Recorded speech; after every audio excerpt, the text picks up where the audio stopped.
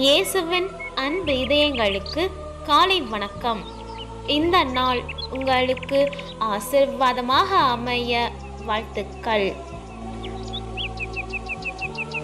இப்புதிய நாளுக்கான ஆசீர்வாத இறைவசனம் 1 யோவான் அதிகாரம் 4 இறை வார்த்தை 15.